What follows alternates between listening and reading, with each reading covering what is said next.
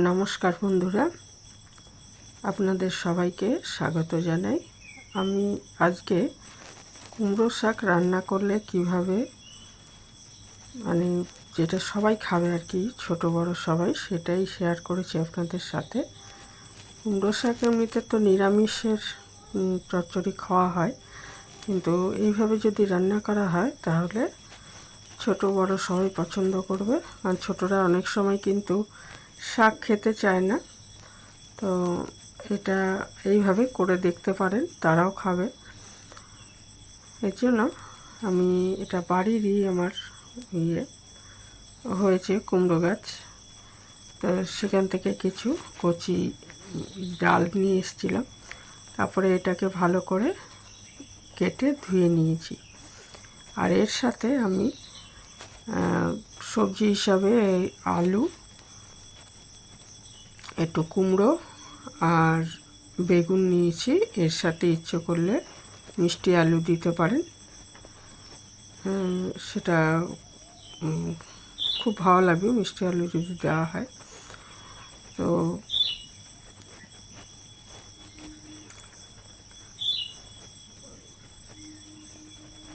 আর আমি কিছু চিংড়ি মাছ নিয়ে নিয়েছি, ছাড়িয়ে নুন হলুদ মাখিয়ে রেখেছি। তো প্রথমে একটা কড়াইতে, আর রান্নাটা কিন্তু সর্ষের তেলেই করব।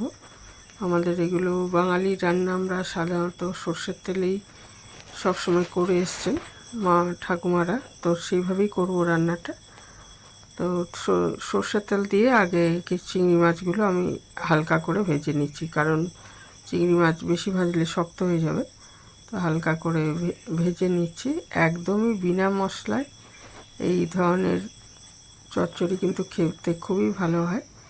আর বাচ্চারা তো খেতে চায় না শাক পাতা, কিন্তু চিংড়ি মাছটা দিলে এর স্বাদ অনেক বেড়ে যাবে এবং ওরাও খাবে। তো এইভাবে করে দেখতে পারেন, কারণ কুমড়ো শাক প্রচণ্ড উপকারী, চোখের জন্য ভালো এবং রক্ত হয়। তা শাক আমাদের সবারই খাওয়া দরকার, তো সেই জন্য একটু এভাবে করলে খেতে ভালো হবে এবং বাচ্চারাও খাবে। মাছটা ভেজে তুলে নিয়েছি, এবারে বেগুনটা আগে ভেজে নিচ্ছি, কারণ বেগুন একসাথে ভাজলে বেগুন তাড়াতাড়ি নরম হয়ে যায়, ওই জন্য ভেজে আলাদা রেখে দিচ্ছি এটা একটু। আর আলু কুমড়োটা আলাদা ভাজবো।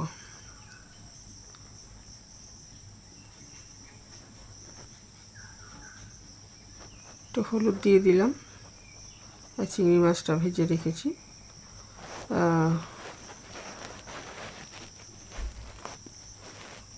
বেগুনটা ভাজা হয়ে গেলে এখানে আর একটু সর্ষের তেল দিয়ে আমি ফোড়ন হিসাবে দেব কালো জিরা আর একটা শুকনো লঙ্কা।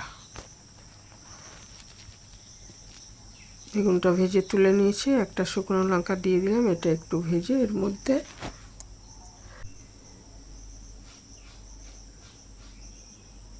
শুকনো লঙ্কাটা একটু ভাজা হয়ে গেলে এর মধ্যে কালো জিরে দিয়ে দিচ্ছি। তারপরে এর মধ্যে আলুগুলো দিয়ে দিলাম।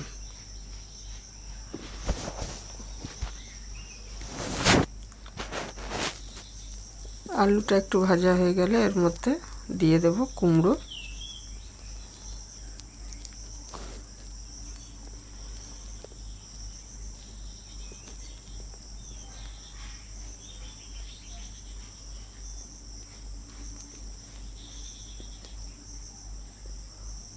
আলু যেহেতু একটু সময় লাগে কুমড়োর থেকে বেশি সেদ্ধ, সেই জন্য আগে একটু ভেজে নিলাম, তারপরে একটু কুমড়ো দিয়ে এটাকে একটু ভেজে হালকা করে। এরপরে এর মধ্যে আমি নুন দিয়ে দিচ্ছি।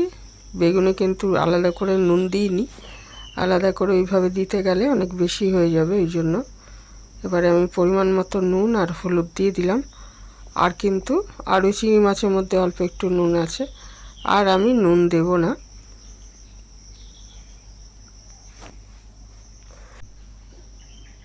এইগুলো একটু সাতলানো হয়ে গেলে এর মধ্যে আমি কুমড়ো শাকগুলো দিয়ে দেবো, ধুয়ে রাখা কুমড়ো শাক ডাঁটা এগুলো সব দিয়ে দিচ্ছি।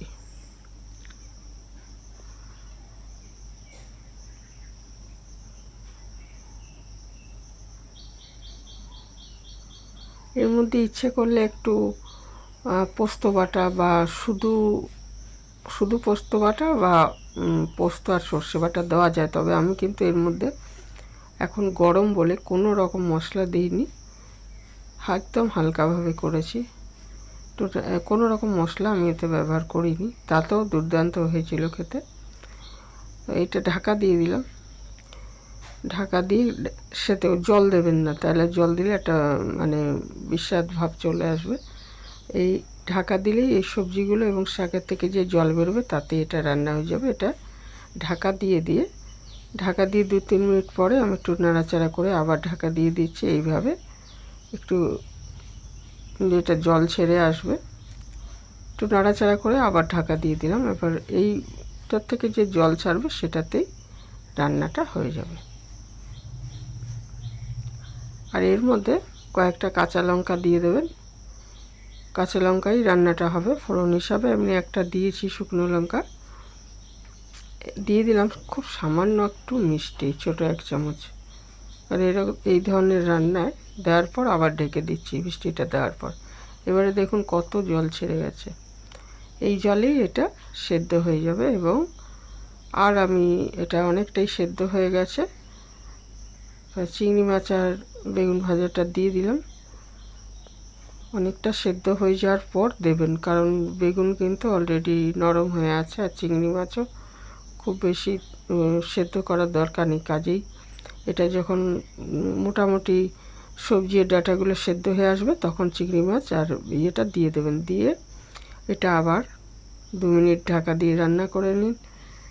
এবং 2-3 মিনিট রান্না করে নেওয়ার পর আবার ঢাকাটা খুলে, এবার আর ঢাকা দেব না, জলটা শুকিয়ে নিতে হবে আর কি। তারপরে লাস্টে 2 চামচ আটা বা ময়দা দিয়ে এটাকে নেড়ে চেড়ে নেবেন। তাহলে এটার মধ্যে তো কোনো মশলা নেই, এটা এই যে এটা মানে মাখিয়ে দিলে একদম এটা দেখতেও ভালো লাগবে, খেতেও ভালো লাগবে। এই যে সবজিগুলো মশলা না দেওয়ার ফলে একটা মনে হচ্ছে একটা গামাখা ভাবটা নেই, সেইটা এই আটা দিয়ে দিলে ওটা ঠিক হয়ে যাবে এবং দেখতেও ভালো লাগবে, খেতেও ভালো লাগবে। জল যেটুকু বাড়তি আছে, আমি কিন্তু 1 ফোঁটাও জল দিইনি। ওই সবজি আর ডাঁটা শাকের থেকে যে জল বেরিয়েছে তাতেই ওই জলেই রান্নাটা হয়ে গেছে। এই 2 চামচ আটা দিয়ে এটা ভালো মতো নেড়ে চেড়ে শুকিয়ে নিলাম। ব্যাস আমার এটা রেডি। এখন ধনেপাতা একটু বুনো গন্ধ চলে এসছে, আমি ধনেপাতা দিলাম না, না হলে এর মধ্যে শীতকাল হলে ধনেপাতাও দেওয়া যায়। এখানেই শেষ করলাম, ভালো থাকবেন সবাই।